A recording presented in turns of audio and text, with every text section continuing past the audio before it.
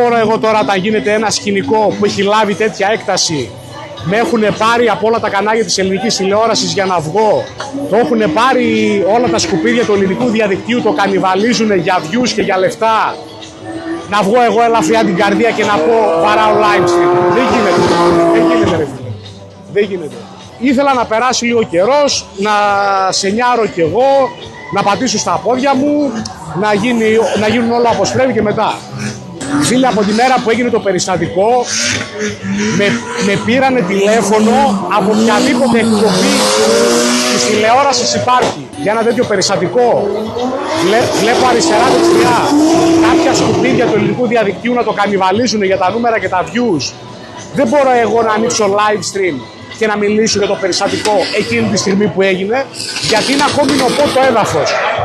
Και ξέρεις ποιο είναι το θέμα, που καταλαβαίνεις το πόσο καθυστερημένοι είναι αυτοί που το παίρνουν και το κανιβαλίζουν, στο ότι εμπλέκονται πιτσιρίκια. Για να καταλάβεις πόσο καθυστερημένοι είναι σε περιστατικό που εμπλέκονται πιτσιρίκια που έχει να κάνει σωματική και ελεκτική βία, αυτοί επιλέγουν να το παίρνουν και να το κανιβαλίζουν.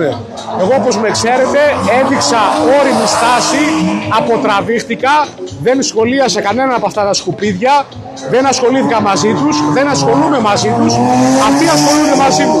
Τα συμπεράσματα τα δικά σας, εντάξει. Εμένα με αυτούς που υποτίθεται είναι οι σωστοί και θέλουν το καλό μας και παίρνουν τέτοια σκηνικά και τα κανιβαλίζουν, το ότι στο βωμό των views και των χρημάτων, στον πάτο μας η ανθρώπινη αξία, κατάλαβες. Πάμε να απολαύσουμε κανένα μαξάκι τώρα. Σταμάτα πια μωρέ. Τι σταμάτα ρε Φώτη, έχω να ανοίξω stream εξαιτίας των σκουπιδιών 3 εβδομάδες και μου λες σταμάτα. Τι σταμάτα. Αλλά και η ώρα σας κοντά είναι. Λοιπόν αλάνια, εσείς παρακολουθείτε ό,τι θέλετε. Ο κάθε creator επιλέγει να κάνει το content του όπως γουστάρει ο καθένας. Έχουμε δημοκρατία. Απλά η φάση ποια είναι. Κάποια περιστατικά πολύ τυχαία γίνανε. Πολύ συμπτωματικά ρε παιδί, πάρα πολύ συμπτωματικά. Και πρόσεξε, με βλέπεις.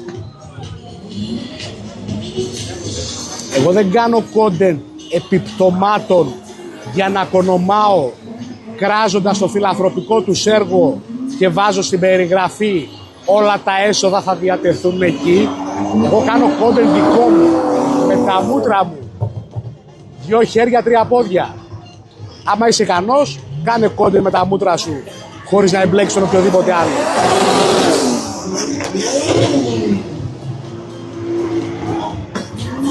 Το χαρτάκι στον έναν ήρθε, σε σένα θα σου έρθει σε λίγο, μην αγχώνεσαι.